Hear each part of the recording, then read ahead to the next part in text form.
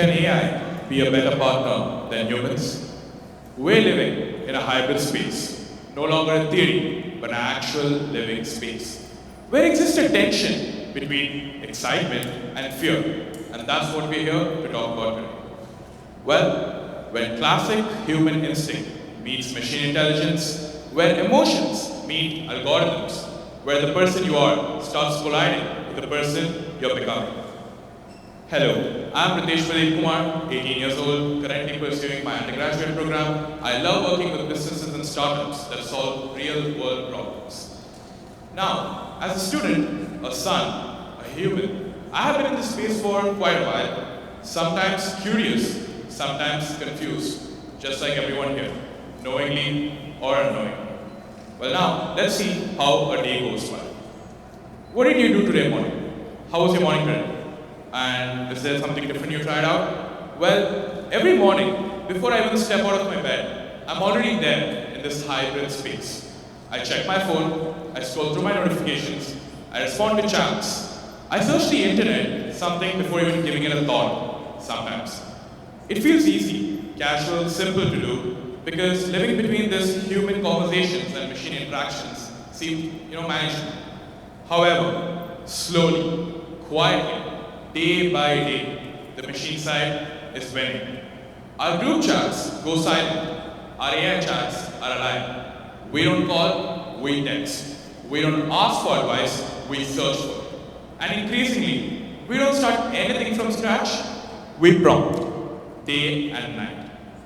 Hence, it is extremely important to understand how exactly this affects us because of a variety of factors, and that's what I'll be exploring. Every benefit has backlash, every story has two sides. When AI became mainstream, back, I believe, there was a lot of noise, there was a lot of complaints related to it being very dangerous.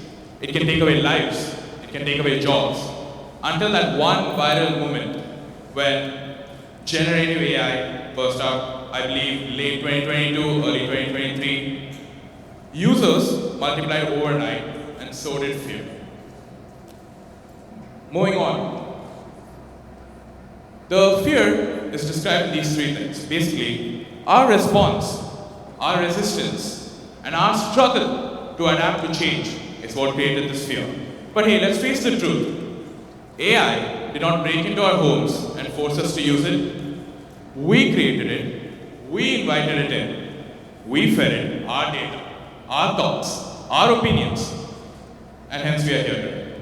So, what exactly matters is, how do we deal with such stuff, and what exactly are we going to do that makes a difference, and how to survive in this space. Here's the myth behind my talk, the second brain. Now, if this engine knows everything, it does not get tired, and I don't just see this as a tool. Take a while, guess why? It's not going to ghost me. It's not going to leave me on scene unless bad network, which is highly unlikely. However, when I come back, it's right there for me. It's not going to get tired of my delusional ideas at 3 a.m. There have been times I've gone to it for advice where it's helped me get away from the noise. It's given me objective over subjective advice.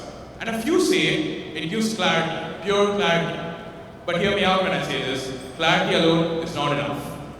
Well, clarity alone is not enough, and if your thinking is shallow, if your prompting is shallow, if your questions are vague, your answers will be vague.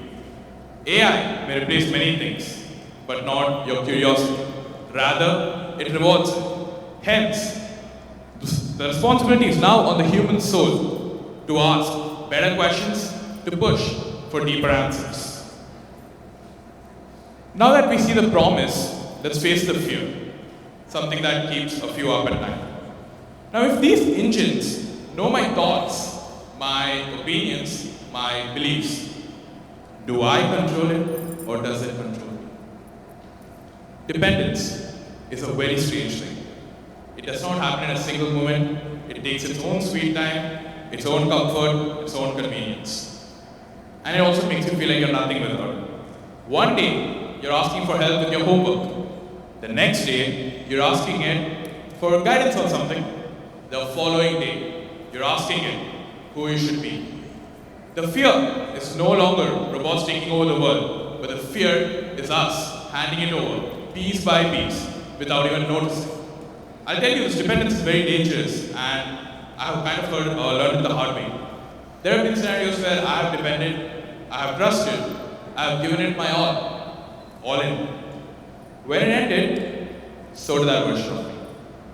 I learned to accept a lot of things in that way. I had to move on. I have, found various ways to embrace that change, willfully drown myself in work, and eventually build a newer version of myself. Hence, it was very important, and yes, I do fear AI, not because it's smarter than me, because it can make me dependent on it. It can make me stop being smart for myself. Be it in life or with advancements, it's important to understand that if you don't adapt to change, if we don't adapt to change, not only will we be left behind while the world moves forward, we might fade. Let's get a reality check really quick.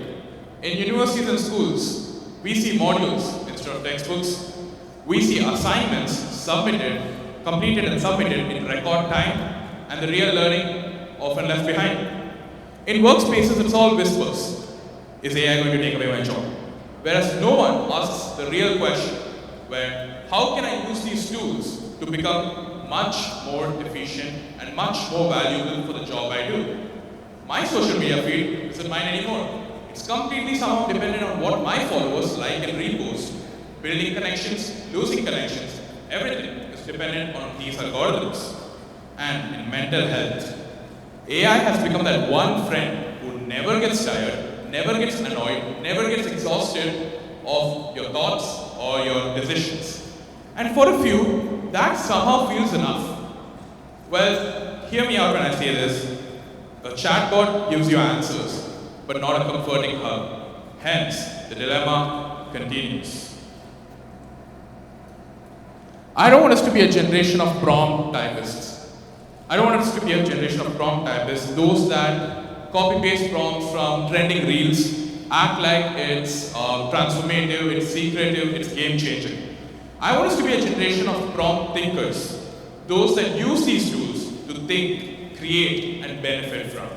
Typing is just mechanical. Thinking, on the other hand, can be transformation.